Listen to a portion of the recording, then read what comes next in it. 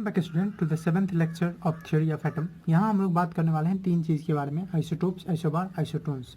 ये आपका अलग नहीं है, जैसे कि हम लोग पिछले लेक्चर में जो कि 6th लेक्चर था वहाँ पे हम लोग डेल्टन्स थ्योरी के बारे में पढ़े थे, लॉज ऑफ केमिकल कॉम्बिनेशन के बाद।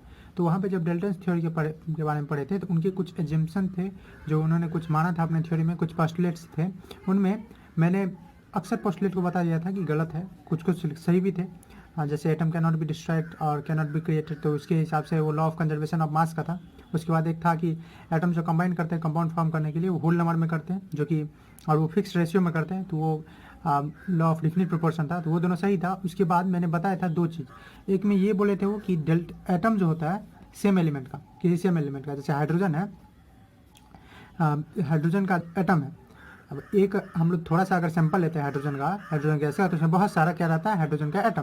तो अगर एक एलिमेंट है उसमें सारे जो एटम्स होंगे वो आइडेंटिकल होंगे। मतलब अगर थोड़ा सा सैंपल लेते हैं ये हाइड्रोजन गैस, तो इस हाइड्रोजन गैस में बहुत सारा एटम होगा, क्योंकि एटम तो बहुत छोटा होता है, थोड़ा ही में बहुत ज़्यादा होता है। इसके बारे में हम लोग पढ़े हुए मैटर में ही। तो वो सब कुछ में एक जैसे होंगे, सब कुछ में आइडेंटिकल होंगे, मतलब उनका मास, एटॉमिक मास जो होगा सारे एटम का वो सेम होगा, साइज जो होगा वो सेम होगा, केमिकल कंपोजिशन या केमिकल प्रॉपर्टीज आप जो बोलिए सो सेम होगा। पर मैंने बताया था कि ये गलत हो गया बाद में, ठीक है, क्योंकि ऐसे भी एटम्स हैं, एक ही एलिमेंट के ऐसे भी एटम्स हैं जिनका मास अलग अलग होता है, ठीक है, डिफरेंट मास होता है। उन्हीं के बारे में हम लोग पढ़ने वाले हैं। तो पहले इसके बारे में ये जो इनकी गलती थी उसको सुधार लेते हैं। हम लोग एक चीज़ लिखेंगे कि नेचर में कुछ ऐसे भी, in nature there are some atoms, कुछ एटम्स है, there are atoms of same element, एक ही एलिमेंट होने के कारण भी, ठीक है, और अक्सर एलिमेंट का, ऐसा नहीं है, ठीक है, बहुत सारे एलिमेंट का, they are atoms of most of the element हम लिख सकते हैं, बहुत सारे एलिमेंट का जो एक ही एलिमेंट के हैं, ठीक है, and they are atoms of most of the element which has different masses, ठीक है, जिनका क्या है, डिफरेंट मास है, ठीक है, एक ही एटम के होने के बावजूद डिफरेंट मास है। कहने का क्या मतलब है कि वो सेम एलिमेंट के हैं, ठीक है, तो मोस्ट ऑफ द एलिमेंट्स वो सेम एक ही एलिमेंट है, लेकिन उनका मास जो है वो अलग अलग है। इन्हीं को बोलते हैं हम आइसोटोप्स। वैसे इसका एग्जांपल तो मैंने पिछले लेक्चर में दिया था, यहाँ पे समझिए और अच्छे से समझते हैं। हाइड्रोजन का, ठीक है, हाइड्रोजन हम लेते हैं, हाइड्रोजन एक एलिमेंट है, तो आपके मन में होगा अगर हाइड्रोजन का हम थोड़ा सा सैंपल लेते हैं तो उस हाइड्रोजन में सिर्फ ऐसा हाइड्रोजन होना चाहिए जिसका हम लोग जानते हैं एटॉमिक नंबर 1 होता है और एटॉमिक मास नंबर 1 होता है, ठीक है, मास नंबर भी 1, एटॉमिक नंबर भी 1। मुझे उम्मीद है आपको एलिमेंट का रिप्रेजेंटेशन आता है। एलिमेंट का रिप्रेजेंटेशन कैसे करते हैं, तो एलिमेंट का नेम अगर एक्स से रिप्रेजेंट कर ले तो एलिमेंट का नेम यहाँ लिखते हैं क्या, तो यहाँ लिखते हैं मास नंबर, ठीक है, जिसको ए से डिनोट करते हैं। यहाँ क्या लिखते हैं नीचे में सबस्क्रिप्ट में, ठीक है, सबस्क्रिप्ट में लिखते हैं हम लोग एटॉमिक नंबर। तो ये तो आपका आता ही है। उसी हिसाब से अगर मैं इसको रिप्रेजेंट करूँ तो हाइड्रोजन का ये हम लोग जनरल जानते हैं कि जिसका मास नंबर 1 होता है, और जो मास नंबर तो आप समझते हैं कितना न्यूट्रॉन और प्रोटॉन है उसी को कहा जाता है मास नंबर, ठीक है। यहाँ ए जो है मैं ये सब के बारे में बता चुका हूँ, ए जो है वो क्या है, मास नंबर। मास नंबर किसके बराबर होता है, नंबर ऑफ प्रोटॉन्स, ठीक है, और प्लस नंबर ऑफ न्यूट्रॉन्स की, ठीक है। इलेक्ट्रॉन्स का जनरली नेग्लिजिबल मास होता है, तो इसीलिए उसको काउंट नहीं किया जाता है मास में। और ये क्या है, एटॉमिक नंबर। एटॉमिक नंबर क्या दिखाता है कि कितना प्रोटॉन है किसी में। इसको आप ऐसे ही बोल सकते हैं कि पीरियोडिक टेबल में क्या प्लेस दिया हुआ वही कहलाता है, उसमें क्या वही कहलाता है उसका एटॉमिक नंबर। एक और हाइड्रोजन नेचर में पाया गया कि हाइड्रोजन है, एटॉमिक नंबर एक ही है क्योंकि प्रोटॉन उसमें एक ही था, लेकिन मास नंबर 2 है। अब ये मास नंबर 2 क्यों हो गया होगा, ठीक है, तो उसके बारे में बात करते हैं। ऐसे ही देखा गया एक और है इसका, ठीक है, हाइड्रोजन है, उसका एटॉमिक नंबर तो एक ही है लेकिन मास नंबर 3 है, तो ये क्यों हो गया होगा, बात करते हैं, ठीक है। उसी तरह से क्लोरीन है हमारे पास, क्लोरीन, ठीक है, क्लोरीन का अगर जानते हैं तो 17 होता है नंबर, एटॉमिक नंबर कितना होता है 17, और इसका मास हम लोग जनरली जानते हैं कि 35.5 होता है, ठीक है, 35.5। वैसे हम लोग मास नंबर लिख रहे हैं तो मास नंबर और मास में अलग अंतर है, तो यहाँ आप 35 ही लिखेंगे। और एक क्लोरीन ऐसा भी है जिसका एटॉमिक नंबर तो 17 ही है, एटॉमिक नंबर सारे क्लोरीन का 17 होगा, लेकिन मास है 37, ठीक है। तो ये क्या हुआ, यहाँ पे क्यों 35 37 हो गया, तो आप देख रहे हैं ये क्लोरीन क्या है, सेम एलिमेंट है, सेम एलिमेंट है, लेकिन ये दोनों जो है क्लोरीन का ही 2 एटम है, 2 डिफरेंट एटम्स, ठीक है, 2 डिफरेंट, जो कि डेल्टन बोले थे ऐसा नहीं हो सकता। डेल्टन बोले थे अगर कोई खास एलिमेंट है, एक सेम एलिमेंट है जैसे क्लोरीन है, तो उसके सारे एटम के जो प्रॉपर्टीज होंगे, जो मास होगा, चाहे वो साइज होगा, एटॉमिक साइज होगा, वो सेम होगा। पर यहाँ ये चीज़ थोड़ा सा गलत होता दिखाई देगा जब मास अलग अलग हो जाता था। 2 different type of atom, 2 different types of atom, 2 अलग अलग टाइप्स है एटम्स की, ओके, ठीक है। जैसे यहाँ क्या दिख रहा है आपको, 3 अलग अलग तरह के एटम्स, और भी बहुत सारे हैं, कार्बन के हैं वगैरह वगैरह बहुत सारे। तो इन्हीं को हम लोग क्या बोलते हैं, इन्हीं को बोलते हैं आइसोटोप्स।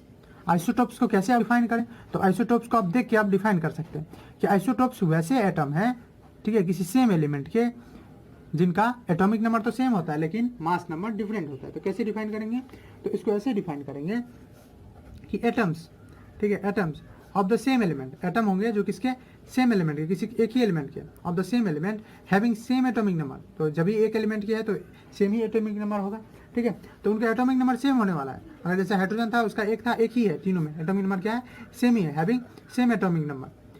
जब लिख दे रहा हूँ मैं शॉर्ट करूँ, same atomic number but different atomic mass, पर उनका मास जो है वो क्या होने वाला है, बट डिफरेंट एटॉमिक मास, या उसको मैं ए लिख दूँ, डिफरेंट मास नंबर लिखिए ज़्यादा अप्रोप्रिएटली।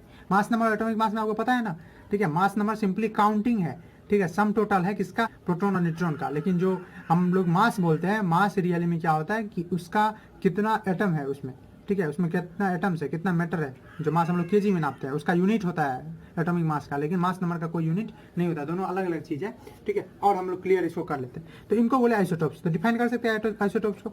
आइसोटोप्स क्या है कि एटम एक ही एलिमेंट के होंगे, एक ही होंगे, तो एटॉमिक नंबर उनका एक होने वाला है, लेकिन उनका क्या होने वाला है, मास नंबर अलग अलग होने वाला है। जैसे हाइड्रोजन का यहाँ ये भी है, ये भी है, ये भी है, ये तीनों क्या है, आइसोटोप्स। इनका अपना अपना नाम भी है, मैं लिख देता हूँ, अगर आपके जनरल नॉलेज में काम आएगा। वैसे एनसीईआरटी में उतना इंपॉर्टेंट नहीं है, फिर भी मैं लिख दे रहा हूँ। इसका नाम है प्रोटियम, और याद कर लेंगे तो अच्छा रहेगा, और याद हो ही जाता है, याद करना क्या है।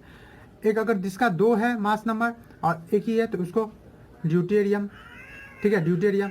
2 है तो ड्यूटेरियम, और 3 होगा तो, जी ठीक बोले आप, ट्रिटियम। क्या बोलेंगे, ट्रिटियम, ठीक है।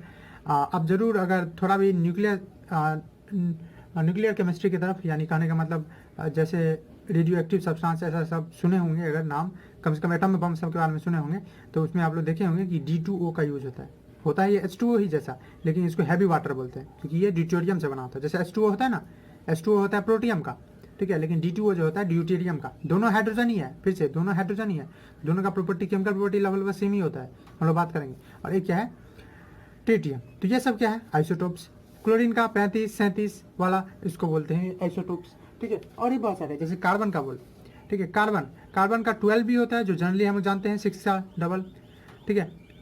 कार्बन का 13 भी पाया जाता है, कार्बन का 14 भी। पर अब तो तब से हम लोग को मास नंबर 12 ही लिखा थे। ऐसा इसलिए क्योंकि ये दोनों जो नेचर में प्रेजेंट रहते हैं, ठीक है, या इसी दोनों में, ये दोनों जो नेचर में प्रेजेंट रहते हैं वो बहुत कम रहते हैं, माइन्यूट में क्वांटिटी में रहते हैं।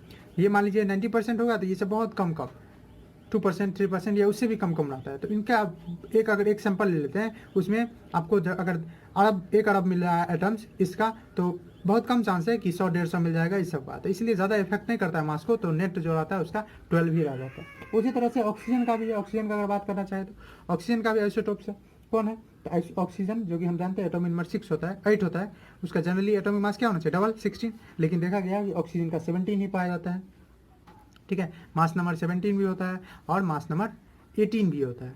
ये भी आइसोटोप्स है, ठीक है, किसके, ऑक्सीजन के। अगर आप देखना चाहें एक रेडियो एक्टिव एलिमेंट, सॉरी एक इनर्ट गैस का भी होता है क्या, तो हाँ होता है। नियॉन का ही ले लीजिए, नियॉन का एटॉमिक नंबर 10 है, ठीक है। तो इसका मास नंबर जो होना चाहिए वो होना 20, ठीक है, जनरल, ठीक है। लेकिन इसका नियॉन का आइसोटोप्स होता है 10, 21 भी होता है, और नियॉन 10 का 22 भी होता है। ऐसा अब ये नहीं, एक ट्रेंड नहीं खोजने लगेगा कि देखिए 12, 13, 14 हो रहा है, 16, 17, 18 हो रहा है, 20, 21, 22 हो रहा है, तो हमेशा एक ही एक बढ़ता है, जरूरी नहीं है, ठीक है।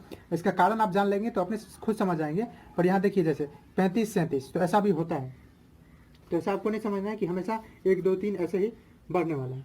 और भी होता है, कोबाल्ट का आइसोटोप्स होता है, तो हम लोग धीरे धीरे बात करते हैं उस सबके बारे में। तो देखिए अब क्वेश्चन उठता है कि अलग अलग मास नंबर हो क्यों गया, ठीक है। तो why different mass number, why different mass number, ये तो समझे, ठीक है, कि अलग अलग मास नेचर में प्रेजेंट होता है, पर होता क्यों है वाई डिफरेंट मास नंबर। एक ही एटम के मास नंबर अलग अलग हैं क्यों। मास, तो अब आपको ये समझना पड़ेगा कि मास होता किसके कारण है, ठीक है। तो किसी भी चीज़ का जो मास होता है वो मेनली किसके कारण होता है, तो किसी भी चीज़ का मास होता है प्रोटॉन्स एंड न्यूट्रॉन्स के कारण। Mass number is sum of protons and neutrons, sum of neutrons and protons, protons और न्यूट्रॉन्स के कारण होता है। अब प्रोटॉन्स तो किसी एटम में, अगर सेम एलिमेंट का एटम है तो प्रोटॉन्स तो फिक्स है, क्योंकि प्रोटॉन ही क्या रहता है, प्रोटीन की संख्या के बराबर होता है एटॉमिक नंबर। तो अगर एटॉमिक नंबर सेम है, आइसोटोप्स के पास क्या होता है, उसके कैरेक्टरिस्टिक्स क्या है, अगर पूछ दिया कैरेक्टरिस्टिक्स पढ़ा तो आइसोटोप्स है सेम एटॉमिक नंबर। और सेम एटॉमिक नंबर कहने का क्या मतलब है, सेम एटॉमिक नंबर मतलब सेम नंबर ऑफ प्रोटॉन, ठीक है, same number of proton, proton ही है, जितना प्रोटॉन रहता है उतना एटॉमिक नंबर दिया जाता है। अगर एक प्रोटॉन है तो एक एटॉमिक नंबर दिया जाता है, जैसे हाइड्रोजन है, दो प्रोटॉन है तो दो एटॉमिक नंबर दिया जाता है, जैसे हीलियम है। तो इसका तो सेम एटॉमिक मास होता है, ठीक है, एटॉमिक नंबर होता है, पर है क्या, डिफरेंट एटॉमिक मास, क्या बोल सकते हैं, डिफरेंट मास नंबर। अब ये डिफरेंट मास नंबर आया क्यों, तो मास होता है प्रोटॉन से न्यूट्रॉन के कारण, तो प्रोटॉन चेंज नहीं हो रहा था, ऑफकोर्स कौन चेंज हो रहा होगा, ठीक है, न्यूट्रॉन्स। तो इसका कारण लिख लेंगे, different mass number is due to different number of neutron, ठीक है, इसी कारण due to different number of neutrons. Okay, अब देखिए हम लोग कैसे निकालेंगे नंबर ऑफ न्यूट्रॉन, ठीक है, how to find number of neutron. तो आप समझते हैं कि एटॉमिक मास जो होता है, जिसको हम ए से दिखाते हैं, वो किसके बराबर होता है, तो न्यूट्रॉन्स प्लस प्रोटॉन्स जोड़ दो। तो हमको न्यूट्रॉन्स अगर निकालना है तो वो कैसे निकलेगा, तो न्यूट्रॉन्स निकलेगा अगर हम मास नंबर में से क्या घटा दें, प्रोटॉन्स। ये सिंपल ऐसा मैथमेटिकल कैलकुलेशन है, मास नंबर में से अगर प्रोटॉन्स घटा देंगे तो क्या मिल जाएगा, न्यूट्रॉन्स, नंबर ऑफ न्यूट्रॉन्स। क्या दिया है हमको, नंबर ऑफ न्यूट्रॉन्स। ओके, जैसे अब चलिए एक बार फिर से देखते हैं हाइड्रोजन की तरफ। तो हाइड्रोजन का 1 1, इसमें एक ही प्रोटॉन है और एक ही प्रोटॉन ही है, न्यूट्रॉन तो नहीं है, क्योंकि देख रहे हैं इसका एटॉमिक नंबर ये क्या दिखा रहा है, नंबर ऑफ प्रोटॉन, ठीक है। तो जितना प्रोटॉन और उतना ही क्या है इसका मास नंबर भी। ये एक्सेप्शन है, आप लोग जानते ही हैं कि हाइड्रोजन ही एक ऐसा एलिमेंट है, उसका एक आइसोटोप प्रोटियम, जिसके पास न्यूट्रॉन नहीं रहता है। वैसे ही इसको देख लीजिए, तो इसमें भी क्या है, ये भी नंबर ऑफ प्रोटॉन के बराबर है। पर जहाँ हम देखते हैं हाइड्रोजन का दूसरा वाला ड्यूटेरियम 2 1, यहाँ आपको क्या समझ में आ रहा है कि प्रोटॉन तो एक रहा ही होगा, लेकिन एक न्यूट्रॉन बढ़ गया होगा, ठीक है। तो यहाँ पे 1 neutron is present, 1 neutron present है। वैसे अगर ट्रिटियम की बात करें तो उसमें क्या हो गया होगा, तो ट्रिटियम देखिए 3 1, तो इसमें 2 extra neutron is present, 2 extra neutrons क्या है, प्रेजेंट है। ओके, तो ये आप समझे कि अलग अलग डिफरेंट मास होता क्यों है, क्योंकि इसका कारण है अलग अलग नंबर ऑफ प्रोटॉन के कारण, डिफरेंट प्रोटॉन्स के कारण। जैसे क्लोरीन 35 था, ठीक है, 17 35 35, और क्लोरीन का 37 भी है, 37 वेरिएशन भी है। तो इसमें देखिए, इसमें अगर हम यहाँ से एक दो चीज़ निकाल सकते हैं। पहला चीज़ ये क्या है, ये दिखा रहा है मास नंबर, ठीक है, क्या दिखा रहा है, मास नंबर, जिसको हम लोग ए से डिनोट करते हैं। ये क्या दिखा रहा है, नंबर ऑफ प्रोटॉन्स। तो अभी हम पढ़े हैं कि number of protons plus number of neutrons, protons और न्यूट्रॉन्स, यही दोनों जुड़ के क्या होता है, atomic mass number, sorry mass number. तो मास नंबर इसके बराबर है। तो प्रोटॉन्स कितना है यहाँ पे, तो 17, न्यूट्रॉन्स हमको निकालना है, तो आपको फॉर्मूला याद है तो याद है, तो इसी से निकाल लीजिए। तो नंबर ऑफ न्यूट्रॉन्स किसके बराबर हो जाएगा, यहाँ मास नंबर कितना 35, तो न्यूट्रॉन्स इक्वल टू 35 माइनस 17 कर देंगे। तो यहाँ न्यूट्रॉन्स कितना आया, 18 आया ना, नंबर ऑफ न्यूट्रॉन्स कितना है, 18। अब यहाँ पे लेंथ में लिखेंगे number of neutrons equal to 18। उसी तरह से इसमें अगर फाइंड करें तो अगेन 17 जो कि नंबर ऑफ प्रोटॉन्स है, न्यूट्रॉन्स मुझे नहीं पता, इक्वल टू किसके बराबर होता है, एटॉमिक मास नंबर के बराबर, तो ये हो जाएगा 37। तो यहाँ पे नंबर ऑफ न्यूट्रॉन्स कैसे निकलेगा, 37 में से अगर 17 माइनस कर देंगे तो नंबर ऑफ न्यूट्रॉन्स कितना हो गया, 20। तो देख रहे हैं इसमें नंबर ऑफ न्यूट्रॉन जो क्लोरीन का 35 वाला है उसमें 18 है और इसमें क्या है 20। तो यहाँ पे क्या देख रहे हैं आप, ठीक है, डिफरेंट नंबर ऑफ न्यूट्रॉन्स। तो अलग अलग क्या है, नंबर ऑफ न्यूट्रॉन्स है। तो अलग अलग नंबर ऑफ न्यूट्रॉन्स के कारण ही आइसोटोप का अलग अलग मास होता है, यानी आइसोटोप का एग्जिस्टेंस होता है। अगर अलग अलग न्यूट्रॉन्स नहीं होता तो अलग अलग मास नंबर भी नहीं होता। तो चलिए ये तो समझ लीजिए कि आइसोटोप्स का अलग अलग मास क्यों होता है। अब कुछ एलिमेंट ऐसे है, ठीक है, कुछ एलिमेंट ऐसे है जिनका मास आपको फ्रैक्शन में दिखेगा। तो यही आप समझते हैं कि मास और यहाँ पे ही आपको क्लियर हो जाएगा, अगर नहीं क्लियर है तो, कि मास नंबर और एटॉमिक मास में क्या अंतर है, और उससे बेस्ड एक क्वेश्चन भी कर लेंगे। तो यहाँ पे देखिए, जैसे हमारे पास एग्जाम्पल के लिए क्लोरीन ही लेते हैं, ठीक है, फॉर एग्जाम्पल क्लोरीन के पास कितना मास है, इसका हम लोग एक दो न्यूमेरिकल भी किए हैं तो इसके बारे में थोड़ा सा पता है। क्लोरीन का एटॉमिक मास जो होता है वो होता है 35.5 U। अगेन मैं ये किसकी बात कर रहा हूँ, ये बात कर रहा हूँ एटॉमिक मास की, ठीक है, किसकी बात कर रहा हूँ, एटॉमिक मास की। मैं मास नंबर की बात नहीं कर रहा हूँ। मास नंबर सिंगल एक नंबर है, मैथमेटिकल नंबर है, लेकिन ये मास है, ठीक है, जो केजी में नापा जाता है वो वाला मास, और वो एक नंबर है, ठीक है। तो ये है एटॉमिक मास। ये आपको क्या दिख रहा है, ये डेसिमल फ्रैक्शन है, ये भी तो डेसिमल भी क्या है, एक तरह का फ्रैक्शन है, ये तो फ्रैक्शन है। तो क्वेश्चन उठता है इसी तरह से, अगर हम बात करें किसकी, तो बात करें अगर कॉपर की, तो कॉपर का जो मास होता है, एटॉमिक मास होता है, वो होता है लगभग 63.5 U। ये आपको याद करना नहीं है, ठीक है, मैं आपको बता रहा हूँ। तो ये ऐसा होता क्यों है, मन में क्वेश्चन आ सकता है कि वाई, जब प्रोटॉन्स और न्यूट्रॉन्स दोनों क्या हो सकते हैं, जब प्रोटॉन्स और न्यूट्रॉन्स दोनों नंबर में रहते हैं, आधा नहीं हो सकते हैं। ऐसा तो आपको मन में कन्फ्यूजन नहीं है कि प्रोटॉन आधा हो गया होगा, न्यूट्रॉन आधा हो गया होगा। प्रोटॉन आधा और न्यूट्रॉन आधा नहीं हो सकता है, क्योंकि अभी तो हम लोग जाना है कि प्रोटॉन और न्यूट्रॉन से ही सब कुछ बना हुआ है। तो वो किस चीज़ से बना हुआ है अभी तक हम नहीं जानते, मतलब वही लास्ट पार्टिकल है। ठीक है, तो यहाँ पे क्वेश्चन उठता है कि वाई फ्रैक्शनल एटॉमिक मास। ठीक है, एटॉमिक मास है क्यों अलग अलग, फ्रैक्शनल एटॉमिक मास है क्यों? तो इसके लिए आपको देखना पड़ेगा कि इसके बारे में कि जो आइसोटोप्स है, यही कारण है फ्रैक्शनल एटॉमिक मास का। ठीक है, due to different isotopes, different isotope. अब ये आइसोटोप कैसे कारण है, इसको एक एग्जांपल से समझते हैं। ड्यू टू डिफरेंट आइसोटोप्स, जैसे एक आपका एनसीईआरटी में एक क्वेश्चन भी है, उसके हिसाब से हम लोग कर भी लेते हैं, वो क्वेश्चन भी सॉल्व कर लेते हैं और देख भी लेते हैं। अब देखिए, किसी भी जो एलिमेंट है, उस एलिमेंट में ज़्यादा हम लोग क्लोरीन पे ही डिस्कशन इसलिए कर रहे हैं क्योंकि आपने एनसीईआरटी में भी वही प्रीफर किया हुआ है और उसका परसेंटेज सब भी हमको पता है, मतलब कितना लगता है। तो क्लोरीन एक एलिमेंट है, क्लोरीन का अभी देखिए हम 2 आइसोटोप्स है। एक आइसोटोप कौन है, 35 वाला। ठीक है, 35 वाला जो नेचर में 75% रहता है। ठीक है, जी हाँ, मतलब अगर हम सैंपल लिए हैं उसमें से 100 एटम उठाए हैं, उसमें 75 एटम किसका होगा, 35 वाले क्लोरीन का। और एक है 37 वाला क्लोरीन। ठीक है, जिसका एग्जिस्टेंस कितना है, तो आप समझ ही गए होंगे कितना है, ये ठीक बोले 25%। तो ये 25% है, ये 75%। देखना है, इसमें भी प्रोटॉन और न्यूट्रॉन एक इंटीग्रल है, यानी होल नंबर में है, यहाँ भी होल नंबर में है। तो आखिर ये फ्रैक्शन आ क्यों गया, क्योंकि जो टोटल एटॉमिक मास होता है, ठीक है, टोटल एटॉमिक मास जो होता है वो किसके बराबर होता है, वो हम लोग अब जब 2 अलग अलग है तो हम लोग क्या करेंगे, जब सिंगल रहता है तो सिर्फ हम इसका मास ले लेते हैं। ये अगर 100% है तो इसका बात मान लेते हैं, हाँ भाई तुम्हारा ही मास जो है वो क्लोरीन का मास होगा। पर एक 37 वाला भी आ गया है, मतलब इसका भी मास हमको इंक्लूड करना पड़ेगा पूरे सैंपल में। ये अगर हमारे पास क्लोरीन का सैंपल पड़ा हुआ है इसमें, तो इस क्लोरीन के सैंपल में सिर्फ 35 वाला नहीं है, 37 वाला भी है। तो हम क्या करेंगे, अब ये नहीं बोल देंगे कि 75% हो तुम ज़्यादा हो तो तुम्हारा मास दे देते हैं, ये 37 वाला है तुम कम हो तो तुम छोटे भाई हो तो तुमको दे देते हैं, ऐसा तो होगा नहीं। तो हम लोग क्या करना पड़ेगा, जब ऐसा दुविधा आता है तो हम लोग एवरेज ले लेते हैं, नहीं तुम्हारा क्या ले लेंगे हम, एवरेज। तो टोटल एटॉमिक मास जो होता है किसी एलिमेंट का, ऑफ एनी एलिमेंट, वो कैसे कैलकुलेट किया जाता है, वो लिया जाता है एवरेज। ठीक है, क्या किया जाता है, उसके लिए हम लोग एवरेज निकालते हैं, किस चीज़ का, तो एवरेज निकालते हैं ऑफ ऑल आइसोटोप्स। ठीक है, of all isotopes of element. और चूंकि उस आइसोटोप्स का डिफरेंट मास होता है, डिफरेंट मास नंबर होता है, इसके कारण हम लोग को फ्रैक्शनल मास आ जाता है। तो एक सिंगल अगर वर्ड में बोले, एक सिंपल सेंटेंस में बोले फ्रैक्शनल एटॉमिक मास क्यों होता है, आप डायरेक्ट बोल सकते हैं due to presence of different isotopes. पर अगर एक्सप्लेन करना है तो इस तरह से करेंगे कि डिफरेंट आइसोटोप्स होता है, उनका जो प्रेजेंस है नेचर में, वो किसी का ज़्यादा रहता है किसी का कम। जैसे यहाँ पे क्लोरीन के 35 वाला का 75% है, इसका 25% है। तो इन दोनों का हम लोग एवरेज लेते हैं। ऐसा नहीं है कि सिर्फ क्लोरीन 35 वाला को ले लेते हैं, 37 वाला को छोड़ देते हैं, हम लोग एवरेज लेते हैं। उसके बाद कैलकुलेट करते हैं और यहीं पे आता है हम लोग का क्या, यहीं पे आता है हम लोग का एटॉमिक मास फ्रैक्शन। जैसे एग्जाम्पल के लिए हम लोग ले लेते हैं क्लोरीन 35 वाला और क्लोरीन 37 वाला का हम लोग एवरेज निकालते हैं। ठीक है, तो हम लोग देखेंगे कि वैसे तो हम लोग जानते हैं क्लोरीन का 35.5 होता है, कैसे होता है उसको भी अभी देख ही लेते हैं। तो हम लोग क्या निकालेंगे, एवरेज निकालेंगे। ठीक है, average of atomic mass, average निकालेंगे एटॉमिक मास का, किसका ऑफ क्लोरीन 35 एंड क्लोरीन 37। ठीक है, आपको कहीं कहीं बुक में इसको ऐसे भी सिंबल डिनोट किया रहेगा क्लोरीन और ऐसे 35 दिया जाएगा, ये भी एक तरीका है। वैसे ये रेडियो एक्टिव एलिमेंट को दिखाने का तरीका है, मतलब ऐसे एलिमेंट जो एटॉमिक बम सब में यूज होता है वैसे, पर हम लोग किसी बुक यूज करता है तो करने दीजिए, हम लोग यही लेके चलेंगे। तो देखिए ये कितना परसेंट है, 75%।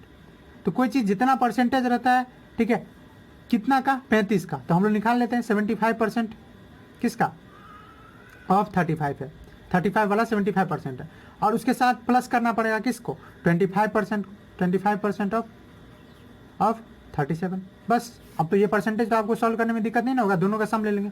तो देखिए 75 है, परसेंटेज को हटाने के लिए हम क्या करेंगे, नीचे 100 देंगे, परसेंटेज को हटाने के लिए हम लोग नीचे 100 देते हैं, डिवाइड करते हैं इंटू 35 प्लस 25 और नीचे 100 देना पड़ेगा और ऑफ की जगह इंटू 37। अब सिंपल है, 24 4 25 3 और ये हो गया 4। अब 35 3 जा कितना होता है, तो 35 3 जा हो गया आपको 105/4 और ये 37/4। तो अगेन इसको अगर हम करते हैं तो ये हो जाएगा 26.25 और इसको अगर कैलकुलेट करते हैं तो 9.9 25। ओके, अब इस दोनों को सम कर देते हैं। 26.25 प्लस 9.25, अब ये 2525 कितना हो जाएगा 5.50, और ये हो गया 5 और ये 3, तो आप क्या देखिए ये आ गया 35 पॉइंट, क्या देखिए आप 35.5U। तो इसलिए होता है fractional atomic mass. Fractional atomic mass इसका मतलब ये नहीं है, फ्रैक्शनल एटॉमिक मास मतलब ये नहीं है कि प्रोटॉन या न्यूट्रॉन आधा है, नहीं हो सकता प्रोटॉन न्यूट्रॉन आधा, क्योंकि वो खुद ही लास्ट पार्टिकल है, तो वो तो आधा हो ही नहीं सकता। तो हो क्यों रहा है, क्योंकि हम लोग एवरेज ले रहे हैं किसका, जो अलग अलग हमारे पास जो आइसोटोप्स है किसी एलिमेंट का उसका। ओके, अब कुछ कैरेक्टरिस्टिक्स के बारे में बात कर लेते हैं और फाइनली एक दो न्यूमेरिकल कर लेते हैं। देखिए characteristics of N isotope, characteristics of N isotope, एक आइसोटोप का क्या क्या कैरेक्टरिस्टिक्स होता है उसके बारे में बात कर लेते हैं। तो पहला बात कैरेक्टरिस्टिक ये है कि उनका जो फिजिकल प्रॉपर्टी होता है वो अलग हो जाता है, ठीक है। केमिकल प्रॉपर्टी सेम रहता है, क्यों अलग हो जाता है उसके बारे में बात कर लेते हैं। तो पहला चीज़ ऑफकोर्स कैरेक्टरिस्टिक में आप ये भी जोड़ सकते हैं कि उसका एटॉमिक नंबर सेम होता है, यानी नंबर ऑफ प्रोटॉन सेम रहते हैं और एटॉमिक मास डिफरेंट रहता है। तो आइसोटोप्स का पहला कैरेक्टरिस्टिक हम लोग क्या लिख देंगे कि chemical physical properties of all isotopes is different. अब क्यों भाई, ऐसा क्यों हो गया, of all isotopes are different. अब देखिए फिजिकल प्रॉपर्टीज में आता है कौन कौन है उसके बारे में बात कर लेते हैं, उसके बाद आप खुद समझ जाइएगा। Of all isotopes are different, physical property जो होता है सारे आइसोटोप का वो डिफरेंट होता है, क्यों। तो देखिए फिजिकल प्रॉपर्टीज में आता है कौन है, तो फिजिकल प्रॉपर्टीज में आता है, फिजिकल प्रॉपर्टीज में आता है मेल्टिंग पॉइंट, ठीक है, आता है बॉइलिंग पॉइंट, ठीक है, मैं सॉल्व करने देता हूँ, boiling point, melting point, density तो आप समझ रहे, फर्स्ट चैप्टर में ये सब कुछ मैंने बताया हुआ। तो अगर हम मेल्टिंग पॉइंट की बात करते हैं या बॉइलिंग पॉइंट की, तो बॉइलिंग पॉइंट के लिए अगर कोई यहाँ पे आपके पास कंटेनर है, आप ये घर में रोज एक्टिविटी आप देखते हैं, ये करते नहीं है, देखते जरूर है, कम पानी रहता है तो तुरंत गर्म हो जाता है, ज़्यादा पानी रहता है तो ज़्यादा देर गर्म होने में लगता है। मतलब क्या देख रहे हैं, ज़्यादा मास होता है तो ज़्यादा देर लगता है बॉइलिंग पॉइंट होने में, और यही तो आइसोटोप्स में हो क्या रहा है, डिफरेंट मास नंबर है, ठीक है। तो जहां डिफरेंट मास नंबर है तो फिजिकल प्रॉपर्टी डिफर होने वाली। सेम कंडीशन है मेल्टिंग पॉइंट के भी, मेल्टिंग पॉइंट सब कैसा प्रॉपर्टी, ऐसा प्रॉपर्टी जो मास पे डिपेंड करता है, ठीक है। तो यहाँ पे वैसे ही डेंसिटी है, डेंसिटी किससे बड़ा होता है, मास पर यूनिट वॉल्यूम, तो वही मास पे डिपेंड है। तो ये फिजिकल प्रॉपर्टी अलग अलग आइसोटोप का अलग क्यों होता है, तो ड्यू टू, इसके लिए ड्यू टू लिखे या बिकॉज लिख दे, बिकॉज, ठीक है। फिजिकल प्रॉपर्टी जो है, फिजिकल प्रॉपर्टीज वो डिपेंड करती है, बिकॉज फिजिकल प्रॉपर्टीज को ड्यू टू लिखेंगे तो अलग सेंटेंस करना पड़ेगा, बिकॉज फिजिकल प्रॉपर्टीज डिपेंड्स करता है किस पे, मास पे, डिपेंड्स ऑन मास। और मास जो हम जानते ही हैं, ठीक है, कि मास नंबर ही तो डिफरेंट होता है, इसी के लिए तो आइसोटोप का एग्जिस्टेंस में। दूसरा जो इंपॉर्टेंट कैरेक्टरिस्टिक्स है वो ये है कि केमिकल प्रॉपर्टीज सारे का सेम रहता है, chemical properties of all isotopes are same. अब ये क्यों है, तो उसके बारे में बात कर रहे थे। केमिकल प्रॉपर्टीज का मतलब क्या है, तो जैसे केमिकल रिएक्शन में पार्ट लेना, ठीक है, जो अलग एक साथ एग्जिस्ट नहीं करके क्या करना, बॉन्ड बना लेना, दूसरे के जैसे हाइड्रोजन ऑक्सीजन अलग अलग नहीं रखे, वो क्या कर लेते हैं, बॉन्ड बना लेते हैं एक दूसरे के साथ, सोडियम क्लोरीन अलग अलग ना रखे, सोडियम क्लोराइड बना लेते हैं, ऑक्टेट कर लेते हैं, स्टेबल हो जाते हैं। तो chemical properties of all isotopes same रहता है। अब ये देख लेते हैं इसका कारण क्या होता है, आइसोटोप्स आर सेम, ऐसा क्यों। तो देखिए कभी भी हम केमिकल प्रॉपर्टी यानी केमिकल रिएक्शन के बारे में जानते हैं तो हमको क्या देखना पड़ता है, उनका इलेक्ट्रॉनिक कन्फिग्रेशन, इलेक्ट्रॉनिक कन्फिग्रेशन से ही हम उनका वैलेंसी पता करते हैं, वैलेंसी से फिर जानते हैं कि इसको कितना इलेक्ट्रॉन का कमी है, ठीक है, जिससे कि ये स्टेबल हो जाए या निराजा हो जाए, कितना इलेक्ट्रॉन लेना पड़ेगा या देना पड़ेगा, शेयर करना पड़ेगा। तो यानी केमिकल प्रॉपर्टीज़ के लिए हमको क्या देखना पड़ता है, तो फॉर केमिकल प्रॉपर्टी हम लोग देखते हैं उसका इलेक्ट्रॉनिक कन्फिग्रेशन। तो फॉर केमिकल प्रॉपर्टीज वी सी हम देख लेते हैं कि इलेक्ट्रॉन्स कैसे अरेंज है, उसी को कहते हैं इलेक्ट्रॉनिक कन्फिग्रेशन। इसी में लिख दे रहा हूँ, इलेक्ट्रॉनिक कन्फिग्रेशन देखते हैं। इलेक्ट्रॉनिक कन्फिग्रेशन क्या है कि इलेक्ट्रॉन्स कैसे अरेंज है, ठीक है, उसको बोलते हैं इलेक्ट्रॉनिक कन्फिग्रेशन। तो केमिकल प्रॉपर्टीज के लिए हम इलेक्ट्रॉनिक कन्फिग्रेशन देखते हैं। इलेक्ट्रॉनिक कन्फिग्रेशन क्या दिखाता है, तो ये तो दिखाता है डिस्ट्रीब्यूशन ऑफ इलेक्ट्रॉन्स, ठीक है, क्या दिखाता है, डिस्ट्रीब्यूशन ऑफ इलेक्ट्रॉन्स। अब किसी भी एटम में इलेक्ट्रॉन्स तो फिक्स है ना, अगर यहाँ डिफरेंट मास नंबर आया, प्रोटॉन तो सेम था सब में, तभी नहीं एटॉमिक नंबर सेम था। अगर डिफरेंट मास आया है वो किसके कारण हुआ है, न्यूट्रॉन्स के कारण। इलेक्ट्रॉन्स तो सब में फिक्स है, अगर सोडियम में पहले 11 था, ठीक है, तो अब भी 11 है। ऑक्सीजन में, ऑक्सीजन जैसे ऑक्सीजन का आइसोटोप्स है, तो ऑक्सीजन का अगर कोई भी रूप ले ले आप, ऑक्सीजन का 16 वाला लो, 17 वाला लो या 18 वाला लो, कोई लो, ठीक है, तो उसमें आप क्या देखेंगे, उसमें आप देखेंगे कि इसमें भी 8 ही इलेक्ट्रॉन है, इसमें भी 8, इसमें भी 8, तो नंबर ऑफ इलेक्ट्रॉन्स तो सेम हो रहा है, इसलिए जो केमिकल प्रॉपर्टीज है वो सेम रह जाती है। इसी आप समझ गए कि फिजिकल प्रॉपर्टीज अलग अलग क्यों, केमिकल प्रॉपर्टीज एक जैसी क्यों होती है जी। उसके बाद हम लोग बात कर लेते हैं कि क्या टाइप्स भी है आइसोटोप्स के? तो जी हाँ, 2 टाइप्स में मेनली क्लासीफाई किया गया है आइसोटोप्स का। तो बात करते हैं टाइप्स ऑफ आइसोटोप्स। ठीक है, तो आइसोटोप्स ही आपको ज़्यादा पढ़ना है, आइसोबार आइसोटोन थोड़ा ही सा पढ़ना है। तो टाइप ऑफ आइसोटोप्स, तो आइसोटोप्स को देखा गया है कि मेनली 2 तरह के होते हैं। एक होता है स्टेबल। ठीक है, क्या मतलब है स्टेबल का? तो इसको हम इस वर्ड से समझेंगे, अनस्टेबल से। अनस्टेबल और स्टेबल वैसे तो आप समझते हैं, ठीक है, कि कोई चीज़ स्टेबल तब कहलाता है जब वो आराम से अकेला रह सके, मतलब किसी के साथ कंबाइन करने का जरूरत ना हो, उसके पास कम एनर्जी हो। ठीक है, तो वो कहलाता है स्टेबल, और उसका जस्ट उल्टा है अनस्टेबल। ठीक है, अनस्टेबल का क्या मतलब है? कि अनस्टेबल का मतलब है कि वो केमिकल रिएक्शन में बार बार पार्ट लेगा, या न्यूक्लियर रिएक्शन में बार बार पार्ट लेगा, कैसे भी अपने आप में चेंज करना चाहेगा जिससे वो जो है उससे थोड़ा अलग हो जाए। ठीक है, तो कुछ ऐसे आइसोटोप्स है जो रेडियो एक्टिव है, या बोले अनस्टेबल है। रेडियो एक्टिव अगर नाम नहीं सुने तो चलिए कोई बात नहीं, अभी सुन लीजिए। रेडियो एक्टिव है, ये रेडियो एक्टिव अनस्टेबल का क्या मतलब है? इसका मतलब है कि जो आइसोटोप्स होते हैं रेडियो एक्टिव या अनस्टेबल आइसोटोप्स, तो वो इमिट करते रहते हैं, दे इमिट मतलब निकालते रहते हैं। ठीक है, रेडिएशन। ठीक है, रेडिएशन निकालते रहते हैं। ठीक है, स्टेबल नहीं रहते, कुछ ना कुछ अपने आप में से निकालते रहते हैं। जैसे आपको याद है हीलियम का न्यूक्लियस जिसको अल्फा बोले थे हम लोग। ठीक है, अल्फा पार्टिकल यहाँ बात किए थे ना, रदरफोर्ड के एक्सपेरिमेंट है, तो वही वैसा ही। तो उसमें पोलोनियम का हम लोग यूज किए थे, पोलोनियम एक रेडियो एक्टिव है।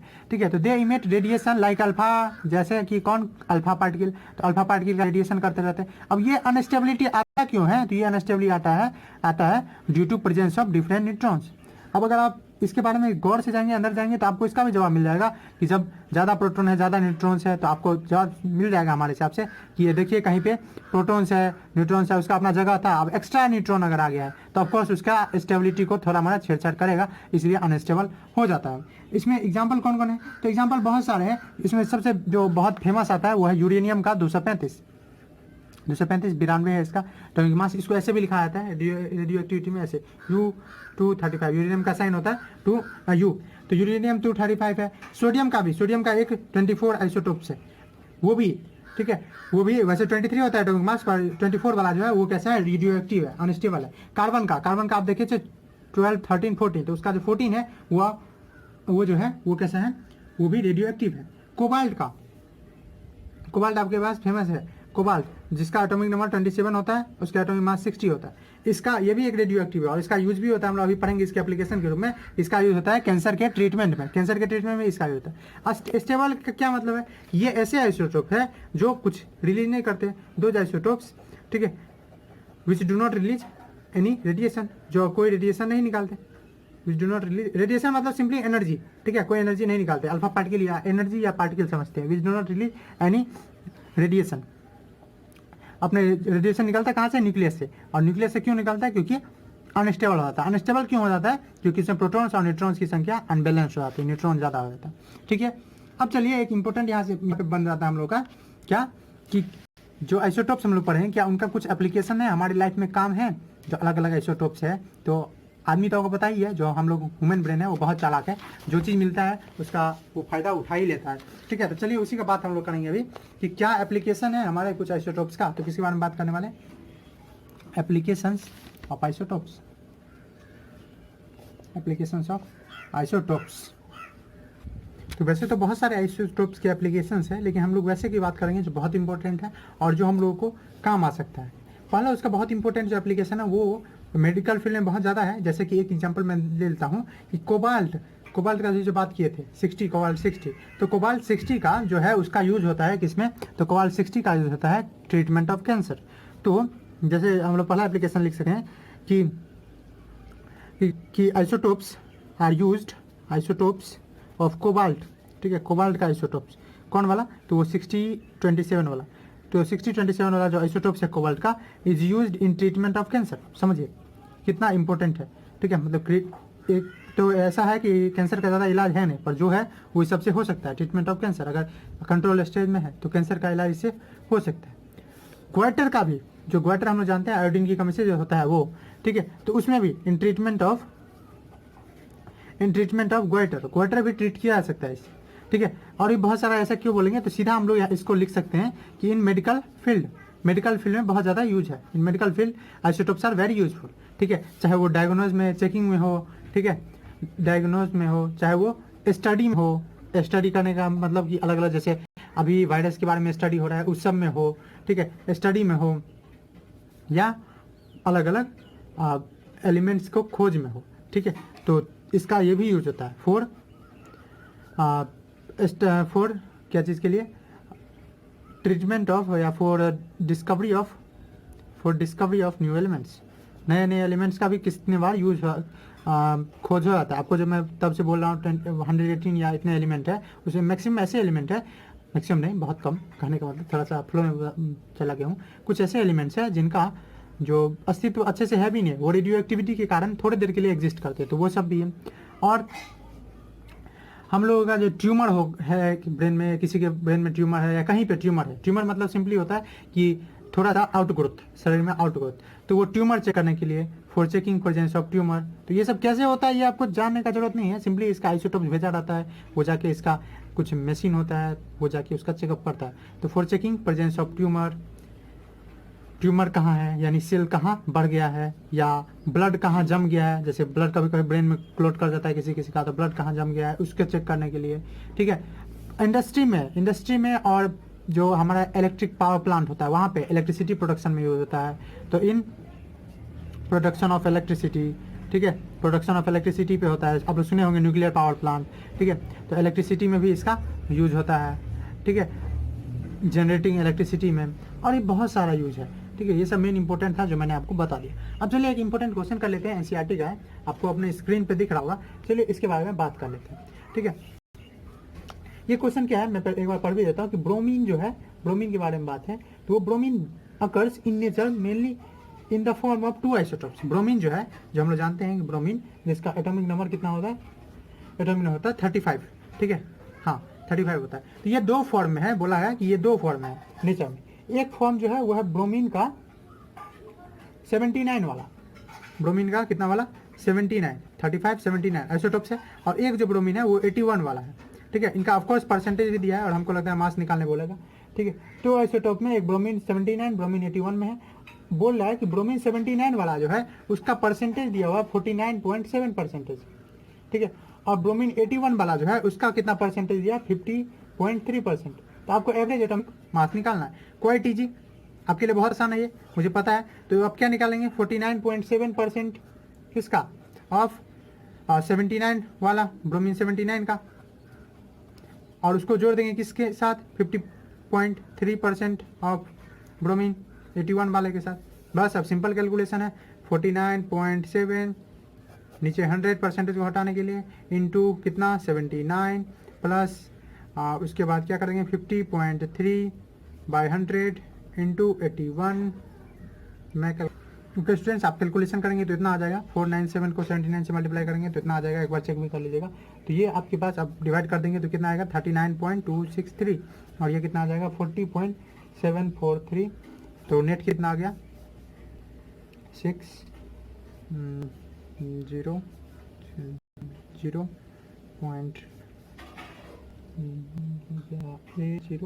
और 8, ठीक है। तो इतना मास हो गया, कितना हो गया 80.006 U, या आप सिंपली बोल सकते हैं कि 80 के लगभग मास आ गया इसका, ठीक है। तो आप देख लिए कि एटॉमिक मास जो होता है, एवरेज एटॉमिक मास वो कितना होता है 80 U, ठीक है। वैसे और भी बहुत सारे हैं, एक और कर लेते हैं एनसीईआरटी है, ठीक है, जो इंपॉर्टेंट है, और ये थोड़ा सा अलग है, उसे एवरेज नहीं निकालेंगे, थोड़ा अलग है। तो आपको अपने स्क्रीन पे क्वेश्चन दिख ही रहा होगा, मैं पढ़ता हूँ और उसको फिर सॉल्व करता हूँ। तो क्वेश्चन 2 हम लोग कर लेते हैं। बोला एक सैंपल है एलिमेंट का एक्स जिसके 2 आइसोटोप्स है। तो अभी हमारे पास एक्स का नाम नहीं पता है, पर ये पता है कि इसका 2 आइसोटोप्स है। ऑफकोर्स कोई एलिमेंट ही होगा। एक्स जो है पहला है वो 16.8 में है, ठीक है, और एक एक्स जो है वो 18.8 में है, ठीक है, 18.8 में, ओके। एवरेज एटॉमिक मास इस बार दे दिया हुआ है 16.2, मतलब ये जो कैलकुलेट करते थे वो इस बार दे दिया है। तो उनका परसेंटेज निकालना है हमको, क्या निकालना है परसेंटेज, मतलब इस बार थोड़ा सा उल्टा चलना है। तो अगर हम सीधा किसी रास्ता पे आ सकते हैं, अपने घर से दुकान जा सकते हैं, दुकान से घर में आ सकते हैं, तो सेम चीज़ है। तो इनका परसेंटेज हमको निकालना है, इनका मास दिया है। तो देखिए हम क्या करते थे, इनका कुछ परसेंटेज होगा तो उनका परसेंटेज ऑफ निकाल देते थे 16, प्लस इनका कुछ परसेंटेज होगा तो इनका परसेंटेज कितना 18, और वो आता था किसके बराबर एवरेज एटॉमिक मास, जो यहाँ दिया हुआ कितना दिया हुआ 16.2 U, ओके। तो ये कितना होगा और ये कितना होगा यही कैलकुलेट करना है ना। तो हम चलिए इसको अगर मान ले तो इजी हो जाएगा, क्योंकि परसेंटेज में एक अगर हमको मालूम है कि 5% है तो ये ऑफकोर्स 95% हो जाएगा। ठीक है, हो जाएगा कि नहीं हो जाएगा। तो हम लोग मान लेते हैं कि मान लीजिए कि ये वाला जो आइसोटोप है 16 वाला, वो मान लीजिए कुछ है M1 है, इसका परसेंटेज जो है या P है। तो मान लेते हैं कि लेट परसेंटेज ऑफ X16 जो है BP, उसका परसेंटेज है वो P है। तो हम यहाँ लिखा देंगे P परसेंटेज ऑफ 16। ये कितना हो जाएगा, तो ये हमारे हिसाब से अगर P है, P मतलब मान लीजिए 10% है, तो जो दूसरा होगा, दो ही आइसोटोप से यहाँ दिया हुआ है, जो दिया हुआ है, तो दूसरा जो होगा वो कितना हो जाएगा 90 ऑफ कोर्स। ये 90 आया कैसे, तो 100 में से 10 घटाने पे। तो अगर एक P है तो दूसरा क्या हो जाएगा 100 माइनस P, तो 100 minus P percentage of 18। Okay, अब ये सिंपल कैलकुलेशन है, आप कर लीजिए P into 16/100 plus 100 minus P by 100 into 18। Okay, अब सिंपल कैलकुलेशन, ये किसके बराबर है, इसका एटॉमिक मास तो एवरेज दिया हुआ वो किसके बराबर है 16.2 के बराबर। ओके, अब क्या हो जाएगा, अब एलसीएम अगर ले लेंगे तो 16P हो जाएगा, ये कितना हो जाएगा 18 प्लस 1800 माइनस 18P बाय 100, और ये 100 से मैं क्रॉस मल्टीप्लिकेशन कर ही देता हूँ इधर, ये हो जाएगा 1620। ओके, अब इसको अगर मैं माइनस करता हूँ तो कितना हो जाएगा -2P, चिंता नहीं कीजिए, -2P आ गया तो कोई टेंशन नहीं, प्लस 1800 इक्वल टू 620। अब अगर मैं इसको ले आऊँ इधर तो 1800 माइनस 1620 इक्वल टू हो जाएगा कितने, तो हो जाएगा 2P। तो इसको अगर करते हैं तो 0 10 to 8 और ये हो जाएगा कितना 10, हाँ तो 180 इक्वल टू 2P। ठीक है, ये आ गया कितना 180 इक्वल टू 2P। तो क्या निकला P जो है वो कितना आ गया 90। कैसे है 180/2, तो 180/2 किसके बराबर हो गया 90। यानी समझे कि पहला का जो परसेंटेज है मैंने सही बोल दिया था नहीं। ठीक है, जैसे मुझे आंसर पता हो, एक बार मैंने 95 बोला, एक बार 1090 बोला, चलिए मेरा गेस सही था शायद, एक जो है वो 10% है और एक 90%। तो आप समझे कि पहला जो था ऑक्सीजन के, और ये आपको कौन एलिमेंट लग रहा है, थोड़ा थोड़ा ऑक्सीजन लग रहा है ना। ठीक है, क्योंकि मास जो है लगभग वही है 16, तो लगभग ऑक्सीजन हम लोग बोल सकते हैं, पर ऐसा नहीं है कि ऑक्सीजन का 3 आइसोटोप होता है वैसे, तो ये ऑक्सीजन नहीं कुछ और हो, मन करें तो क्वेश्चन हो सकता है। ठीक है, तो यहाँ हम लोग समझे कि x का परसेंटेज जो है, परसेंटेज ऑफ x, वो X16 वाला वो कितना है 90%, एंड परसेंटेज ऑफ जो X18 वाला था वो कितना आ जाएगा 100 माइनस 90, तो वो कितना हो जाएगा 10%। जैसे मुझे आंसर पता था। ठीक है, मुझे नहीं पता था, सही बोल रहा हूँ, पर चलिए पहले मैंने बता दिया था। अब चलिए आइसोटोप्स के बारे में इतना ही था। अब हम लोग बात कर लेते हैं किसके बारे में, आइसोबार्स के बारे में और आइसोटोन्स के बारे में। आइसोटोप्स के बारे में हम लोग को ज़्यादा था कि क्वेश्चन भी आता है एप्लीकेशन से, टाइप से, पर यहाँ आइसोबार और आइसोटोन से ज़्यादा क्वेश्चन आता नहीं है। ठीक है, यहाँ आपको समझना है सिंपल सा लॉजिक आइसोबार्स। अब एक डेल्टन एक और चीज़ बोले थे, ठीक है, जिसको मैंने पिछले ही लेक्चर में बोला था कि ये भी गलत है। वो क्या बोले थे, अकॉर्डिंग टू डेल्टन, अगर हम बोले कि डेल्टन के हिसाब से, तो डेल्टन के हिसाब से कि डिफरेंट एटम जो है, अगर एक डिफरेंट एलिमेंट है, उनके जो एटम है वो सेम नहीं हो सकते। तो डेल्टन का मानना था कि एटम्स ऑफ डिफरेंट एलिमेंट, अलग अलग एलिमेंट के अगर एटम है तो वो अलग अलग होंगे, पर ये भी में वो चूक गए और डिफरेंट। तो आपको लग रहा है क्या सेम भी हो सकते हैं, हो सकता है। ठीक है, नेचर में है वैसे वैसे सेम है। जैसे मैं आपको बात करूं आर्गन की, ठीक है, यहाँ पे पहले एक स्टेटमेंट लिख लीजिए, सम एटम्स ऑफ डिफरेंट एलिमेंट, कुछ एटम्स है डिफरेंट एलिमेंट के, उनका भी different element have same atomic mass. अब ये अजीब है, आपको लग रहा होगा हैव सेम एटॉमिक मास, अलग अलग है, ठीक है, फिर भी मास कैसा है, सेम है, या बोले मास नंबर बोले वो सेम है। जैसे एग्जांपल में मैं आपको बता दूं तो वो है आर्गन का मैं 18 वाला लूँ तो इसका मास हो जाता है 40, और कैल्शियम वो भी, उसका भी मास है क्या 40।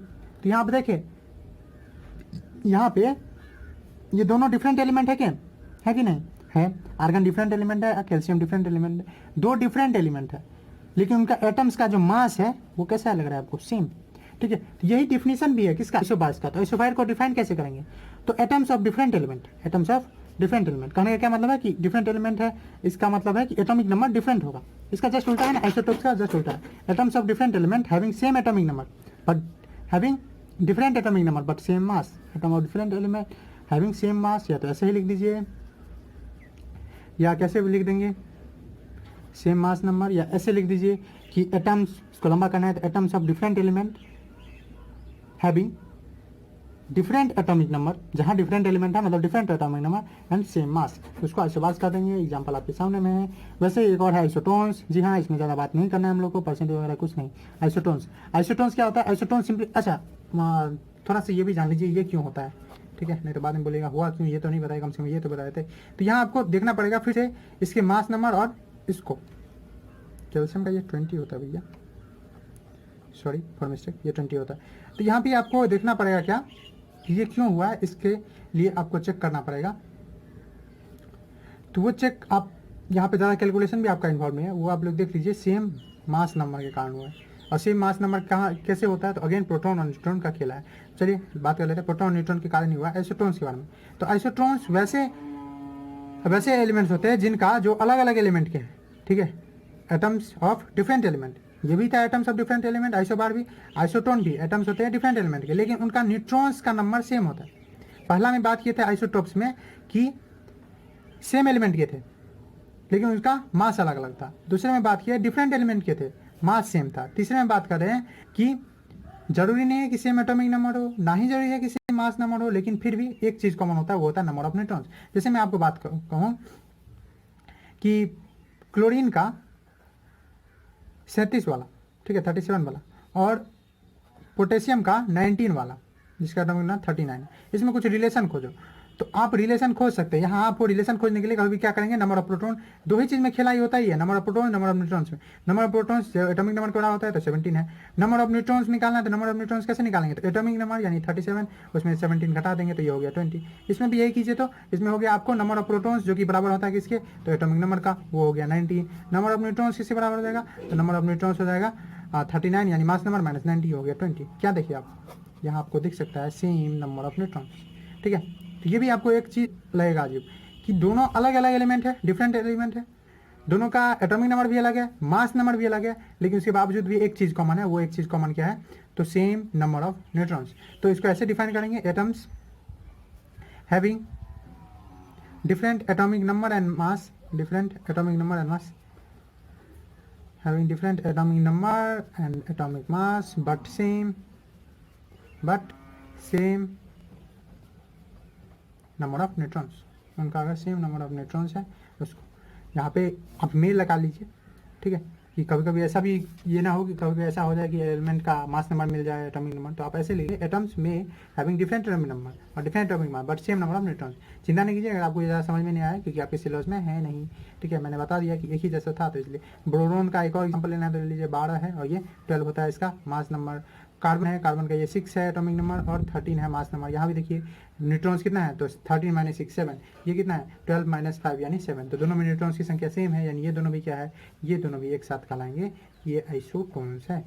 तो मुझे उम्मीद है आप समझ गए आइसोटोप्स, आइसोटोन्स के बारे में। मैंने आइसोटोप्स पे इंपॉर्टेंट क्वेश्चंस भी करवा दिया, ठीक है। अगेन एक बार अगर समराइज करना चाहे तो समझ लीजिए कि आइसोटोप्स क्या होता है। आइसोटोप्स एक ही एलिमेंट के एटम है, आइसोटोप्स एक ही एलिमेंट के एटम है जिनका जो एटॉमिक नंबर है सेम होगा, क्योंकि एक ही एलिमेंट है तो एटॉमिक नंबर सेम होगा, लेकिन मास नंबर डिफरेंट होगा, ठीक है। आइसोबार इसका उल्टा है, मास नंबर जो है उस कंडीशन में सेम रहता है आइसोबार में, लेकिन जो एलिमेंट का संख्या है वो अलग अलग होगा। आइसोटोन्स में इस दोनों में से कुछ नहीं है, वहाँ सिंपल एक ही मतलब है नंबर ऑफ न्यूट्रॉन्स से। नंबर ऑफ न्यूट्रॉन्स अगर बराबर है तो वो आइसोटोन्स में कहा जाएगा। बस इसके बाद एक लास्ट में और रह जाता है, वो क्या है, तो एक बार तो मैंने एलिमेंट का क्लासिफिकेशन, मुझे पता है ये यहाँ का टॉपिक नहीं है पर एक टॉपिक वहाँ छूट गया है। अब हम लोग का एक ही लेक्चर बचा हुआ है जिसमें हम लोग मूल कंसेप्ट करेंगे, तो हम लोग इसके बारे में ही बात कर ही लेते हैं इस लेक्चर में। तो देखे थे हम प्योर सब्सटेंस में कि एलिमेंट्स जो है उसको हम क्लासीफाई किए थे 3 कैटेगरी में, उसके प्रॉपर्टी के हिसाब से, या तो मेटल था, ठीक है, या तो नॉन मेटल था, या इसका बीच वाला भाई था जिसको हम लोग मेटलॉइड बोले थे, ठीक है। ये क्लासिफिकेशन पढ़े थे, डिटेल में बात किए थे कि ये दोनों में क्या अंतर है, कैसे अंतर है। एलिमेंट को क्लासिफाई इस प्रकार क्लास क्लासिफिकेशन बचता है एलिमेंट का कि जब उनका मॉलिक्यूल बनता है तो इसमें कितना एटम्स प्रेजेंट रहता है, इसके हिसाब से हम लोग अभी बात करने वाले हैं क्लासिफिकेशन ऑफ एलिमेंट्स। तो देखिए elements on the basis of उनके मॉलिक्यूल में कितना एटम्स है, ठीक है, इस चीज़ को एक नाम बोलते हैं, उनके हिसाब से उनको मोनोएटमिक, डायएटमिक, ट्राइएटमिक और पॉलीएटमिक में बांटा गया है। तो एलिमेंट्स को हम बांटे हुए हैं, ठीक है, किस तरह से, तो मोनोएटमिक, ठीक है, मोनोएटमिक मतलब एक एटम होगा, डायएटमिक, ठीक है, ट्राइएटमिक मतलब 3 एटम होगा, और फाइनली टेट्रा वेट्रा पे हम लोग नहीं जानते, डायरेक्ट जानते हैं पॉलीएटॉमिक पे, ठीक है। अब ये किसके बेसिस पे है, तो है ऑन द बेसिस ऑफ, ये था नेचर प्रॉपर्टीज़ के हिसाब से, ऑन द फिजिकल अपीयरेंस के हिसाब से या केमिकल प्रॉपर्टीज़ के हिसाब से, ये है ऑन द बेसिस ऑफ एटमोसिटी। अभी एटोमिसिटी है क्या, इसके बारे में बात कर लेते हैं। तो एटोमिसिटी जस्ट रिप्रेजेंट करता है कि कितना नंबर ऑफ एटम्स है किसी मॉलिक्यूल में।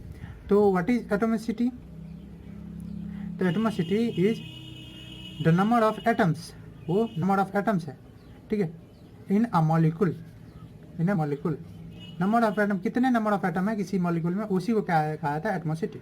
अब बहुत सारे ऐसे हैं जिनमें मोनो का मतलब जानते हैं, मोनो मतलब होता है 1, डाई मतलब 2, ट्राई मतलब 3, पॉली मतलब मोर देन, यहाँ पे मोर देन 3 का सेंस बनता है यहाँ पे, ठीक है। वैसे पॉली का मतलब होता है मोर देन 2, ठीक है, 1 से ज़्यादा। तो number of atoms in a molecule, किसी मॉलिक्यूल में कितने एटम या एटम्स है, उसी को कहा जाता है एटमोसिटी।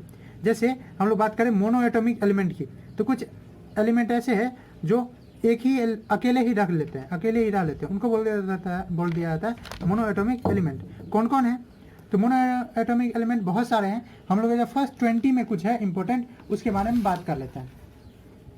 उनमें कौन कौन आते हैं, तो उसमें आप यहाँ से कहाँ से गिरना शुरू कीजिए, हीलियम से, ठीक है, हीलियम है, ठीक है, हमारा लिथियम है, बेरिलियम है, ठीक है, और भी बहुत सारे हैं। जैसे फिर अब आगे चले सोडियम जाइए, ठीक है, 11 है ना, सोडियम है, मैग्नीशियम है, अल्युमिनियम है, ठीक है। फिर अगेन आप जा सकते हैं नियॉन पे, ठीक है, यहाँ पे सोडियम से पहले नियॉन आ जाइए, नियम, सोडियम, मैग्नीशियम, अल्युमिनियम, और भी है, फास्फोरस नहीं है फिर, ठीक है, आर्गन है, ठीक, आर्गन है, कैल्शियम है, ये सब क्या है, मोनो एटॉमिक, ठीक है। मोनो एटॉमिक एलिमेंट मीन्स कि उनके मॉलिक्यूल में जब भी मॉलिक्यूल मिलता है इनका, उसमें एक ही एटम आता है। उसी तरह से डाई एटॉमिक, जैसे आप H2 सुने होंगे, O2 सुने होंगे, वो सब हमेशा इसी फॉर्म में रहते हैं।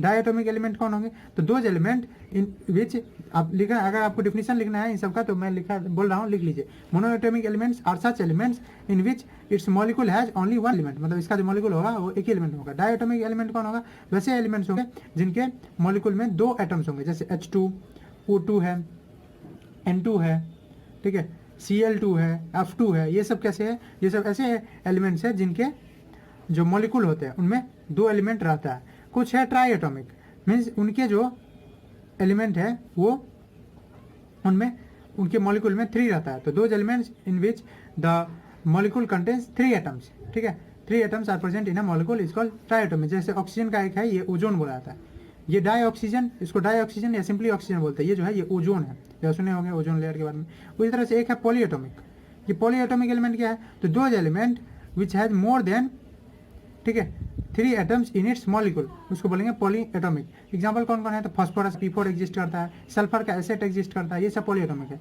तो आप सब में एक ही डिफिनेशन लिखेंगे, मैं एक कॉमन लाइन लिख दे रहा हूँ। तो नंबर ऑफ एटम, ठीक है, अगर मोनो एटॉमिक करना है उसमें भी द नंबर ऑफ एटम्स, ठीक है, if the number of atoms in a molecule, ऐसे लिखा है the number of atoms in a molecule, ठीक है, और यहाँ लगा दें if the number of atoms, atom या atoms in a molecule is, और यहाँ फिल इन द ब्लैंक्स कर दिए, 1 होगा तो मोनो एटॉमिक, 2 होगा तो डाई एटॉमिक, 3 होगा तो ट्राई एटॉमिक, 3 से ज़्यादा होगा, मोर देन 3 होगा तो पॉली एटॉमिक। तो ये लाइन कॉमन ही रहेगा, if the number of atom या atoms in a molecule is 1, 2, 3, और उसके बाद आप दे सकते हैं एग्जांपल मैंने बता दिया, मेन होता है इंपॉर्टेंट इसका एग्जांपल, मैं लगभग करा दिया, इतना ही इंपॉर्टेंट होता है। इसमें ये 2-3 याद कर लीजिए, क्योंकि यहाँ से ही ज़्यादा क्वेश्चन आता है, और सब बच्चे को याद आता है, ये नहीं याद आता है। फॉस्फोरस का P4 होता है, सल्फर का एसिड होता है, ठीक है, ऑक्सीजन का O3, ओजोन, ऑक्सीजन 2 फॉर्म है, यहाँ ऑक्सीजन आपको यहाँ भी दिख रहा है, यहाँ भी दिख रहा है, ठीक है। उसी तरह से बोरोन का भी 2 होता है, पर हम लोग उतना नहीं बात करें, जो इंपॉर्टेंट था वो बात कर लिए।